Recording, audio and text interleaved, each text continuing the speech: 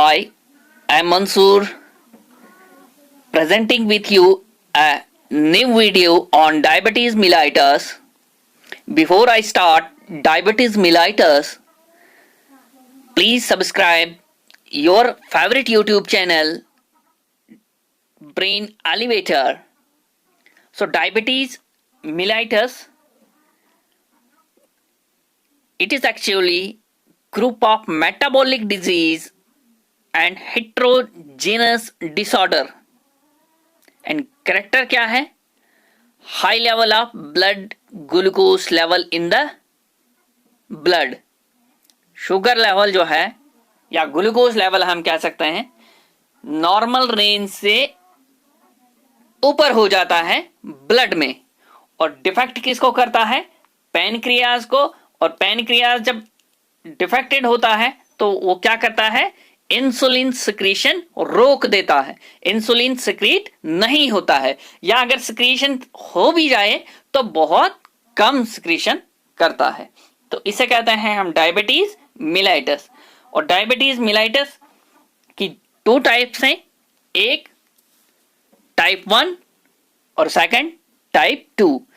Type 1 को हम क्या कहते हैं? Insulin dependent diabetes. और टाइप 2 को हम कहते हैं नॉन इंसुलिन डिपेंडेंट डिजीज. इसमें इंसुलिन नहीं होता है टाइप 1 में, और टाइप 2 में इंसुलिन होता है बट इतना ज्यादा नहीं होता है, सफिशिएंट अमाउंट में नहीं मिलता है हमें.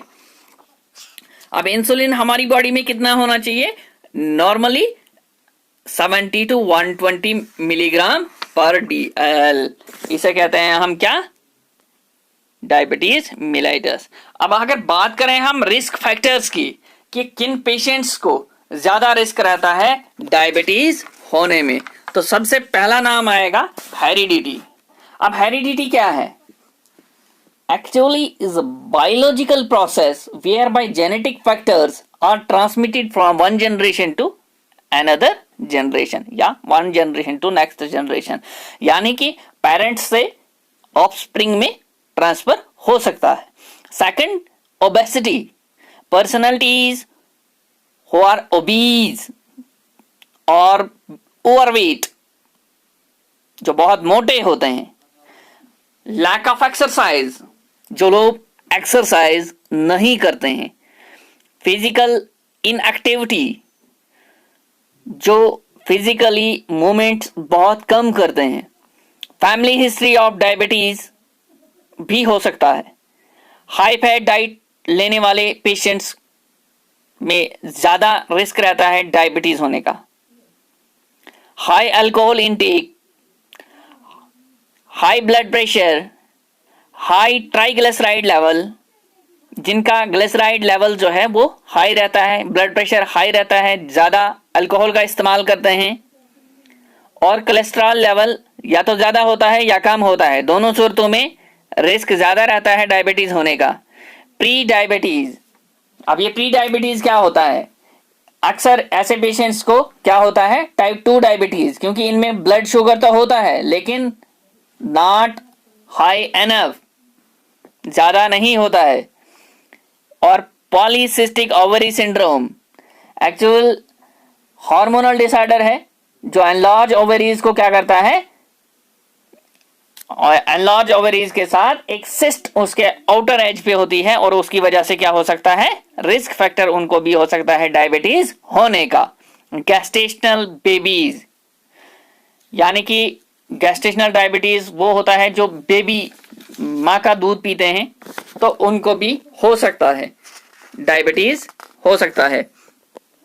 और gestational diabetes degree of glucose intolerance with its onset during pregnancy.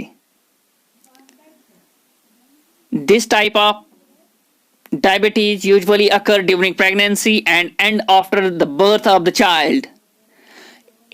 इसका कोई काज नहीं होता है, लेकिन फिर भी इसे डायबिटीज होता है. और उसके बाद अगर हम बात करें साइंस एंड सिम्टम्स की, तो साइंस एंड सिम्टम्स में पॉलीयूरिया मतलब बार बार यूरिन आना, और यूरिन बार बार आने से क्या होता है, बहुत सारी बीमारियां आगे इसको मिलेंगी, और इनका यूरिन अक्सर क्या होता है, पेल कलर में होता है। और बार बार पॉलीयूरिया जब होता है, यूरिन बार बार पास होता है, तो क्या हो जाती है, डिहाइड्रेशन होती है, और जब डिहाइड्रेशन होती है तो क्या होता है, इंक्रीज्ड थर्स्ट, प्यास बहुत ज्यादा आ जाती है, पॉलीडिप्सिया, और वाटर कंजप्शन कम होता है तो प्यास लगनी लगनी है। तो क्या होता है इसके बाद, पॉलीफेजिया। अगर हम पॉलीफेजिया की बात करें तो इसमें क्या होता है कि पेशेंट बार बार भूख लगती है, खाना खाना चाहते हैं, पेशेंट में crave to eat a lot, specially things that are harmful to the condition of diabetes, और उस चक्कर में क्या हो जाता है, हाइपरग्लाइसीमिया भी हो सकता है। फैटीग फील करते हैं क्योंकि उनकी बॉडी जो है वो वीकनेस का शिकार हो गई होती है। नोजियाइंग, वोमिटिंग हो सकता है, वेट लॉस हो सकता है, एब्डोमिनल पेन होता है पर्टिकुलरली चिल्ड्रंस में, स्लो हीलिंग इन्फेक्शन होता है, अगर कोई भी इन्फेक्शन होता है तो काफी समय लेता है वो वापस रिकवर करने में, अगर वाउंड हीलिंग मतलब जख्म लगा तो वो भी काफी टाइम लेता है, नंबनेस यानी कि टिंगलिंग सेंसेशन होती है, और मोस्टली पेन होती है फीट्स में, erectile dysfunction in men's, mensuration absence हो जाती है वोमेन्स में, रैपिड ब्रीदिंग होती है, सांस फूलती है थोड़ी सी, यूरिनरी ट्रैक इन्फेक्शन हो जाता है। इसके अलावा हम बात करें काजेस की, फैमिली हिस्ट्री हो सकती है। फैमिली हिस्ट्री के अलावा जो ओवरवेट पर्सनालिटीज होते हैं यानी कि मोटे होते हैं, उनको भी हो सकता है, जिनको स्ट्रेस होता है किसी भी सर्जरी की वजह से या बीमारी की वजह से, उनको भी डायबिटीज होने के चांसेस हो जाते हैं, काज बन जाता है ये। जो स्टेरॉइड्स मेडिसिन लेते हैं, मेडिकेशन ज़्यादा लेते हैं, उनको भी हो सकता है, या पेनक्रियाज में इंजरी हो या इन्फेक्शन हो या ट्यूमर की वजह से कोई सर्जरी हुई हो या कोई एक्सीडेंट की वजह से सर्जरी हुई हो, तो उसको भी क्या हो सकता है, वो काज हो सकता है डायबिटीज होने का। Auto immune disease, high blood pressure, abnormal blood cholesterol level यानी कि ट्राइग्लिसराइड लेवल्स एबनॉर्मल हो, नॉर्मल ना हो, तो उस चक्कर में भी डायबिटीज होने के चांसेस बढ़ जाते हैं। एज फैक्टर हो सकता है, स्मोकिंग करने वाले को भी क्या हो सकता है, डायबिटीज हो सकता है, गैस्ट्रेशनल डायबिटीज भी हो सकती है हिस्ट्री। इसके अलावा हम बात करें डायग्नोस्टिक, कैसे हम करते हैं, क्या कौन से डायग्नोस्टिक टेस्ट हम करते हैं। फास्टिंग ब्लड ग्लूकोज टेस्ट करते हैं, रैंडम ब्लड ग्लूकोज टेस्ट करते हैं। अगर हम फास्टिंग की बात करें तो नॉर्मली कितना होना चाहिए, 110 mg पर DL, और अगर हम रैंडमली बात करें तो कितना होना चाहिए, 140।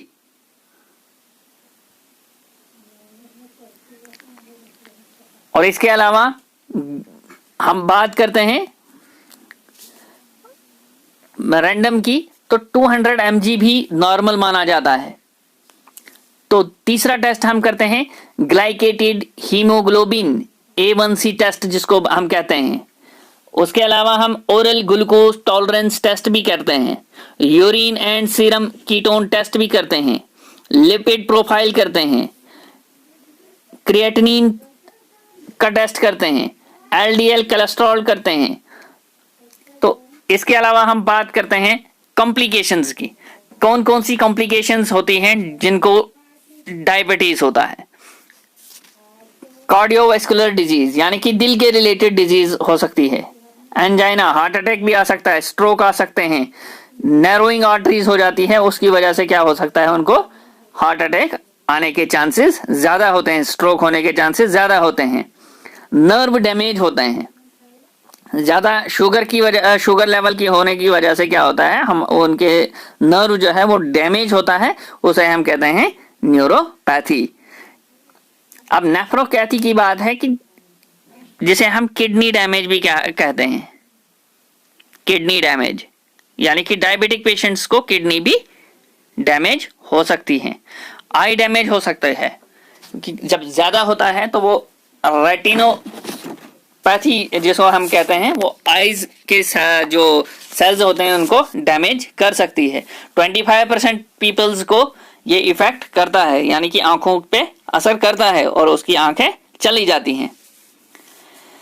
फुट डैमेज हो सकते हैं, क्योंकि ब्लड सर्कुलेशन प्रॉपरली नहीं होती है, पर्टिकुलरली फुट्स में, तो लेग्स में भी नहीं होती है लेकिन फुट्स में थोड़ा ज़्यादा, क्योंकि सबसे नीचे रहते हैं फुट्स बॉडी में, तो उस वजह से फुट डैमेज हो सकते हैं।